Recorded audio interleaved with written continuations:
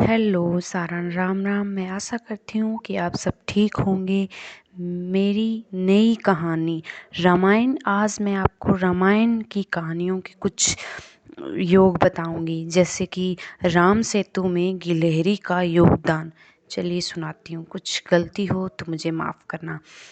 राम सेतु में गिलहरी का योगदान। माता सीता का हरण होने के बाद भगवान राम को लंका तक पहुंचने के लिए उनकी वानर सेना जंगल को लंका से जोड़ने के लिए समुद्र के ऊपर पुल बनाने के काम में लग जाती है। पुल बनाने के लिए पत्थर पर भगवान श्री राम का नाम लिखकर पूरी सेना समुद्र में पत्थर डालती है। भगवान राम का नाम लिखे जाने की वजह से पत्थर समुद्र में डूबने के बजाय तैरने लगते हैं। यह सब देखकर सभी वानर काफ़ी खुश होते हैं और तेजी से पुल बनाने के लिए पत्थर समुद्र में डालने लगते हैं। भगवान राम पुल बनाने के लिए अपनी सेना के उत्साह, समर्पण और जुनून को देखकर काफ़ी खुश होते हैं। उस वक्त वहाँ एक गिलहरी भी थी जो मुँह में कक्कर उठाकर नदी में डाल रही थी। उसे ऐसा बार बार करते हुए एक वानर देख रहा था। कुछ देर बाद वानर गिलहरी को देखकर मजाक बनाता है। वानर कहता है, हे गिलहरी, तुम इतनी छोटी सी हो, समुद्र से दूर रहो। कहीं ऐसा न हो कि तुम इन्हीं पत्थरों के नीचे दब जाओ। यह सुनकर दूसरे वानर भी गिलहरी का मजाक बनाने लगते हैं।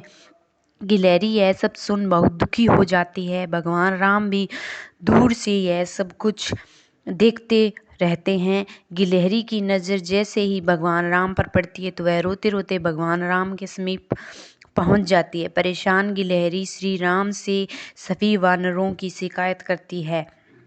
तब भगवान राम खड़े होते हैं और वानर सेना को दिखाते हैं कि गिलहरी ने जिन कंकरों व पत्थरों को फेंका था वह कैसे बड़े पत्थरों का एक दूसरे से जोड़ने का काम कर रहे हैं।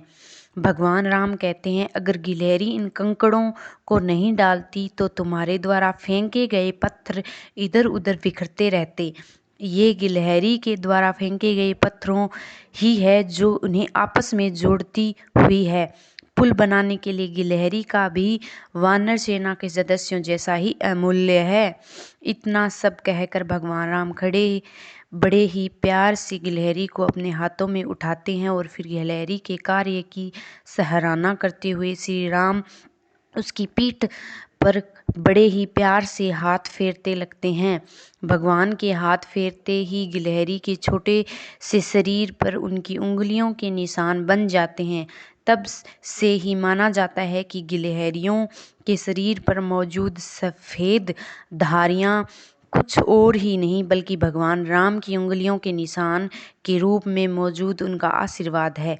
हमें कहानी से ये सीख मिलती है दोस्तों कि दूसरों के कार्य का मजाक नहीं बनाया जाना चाहिए।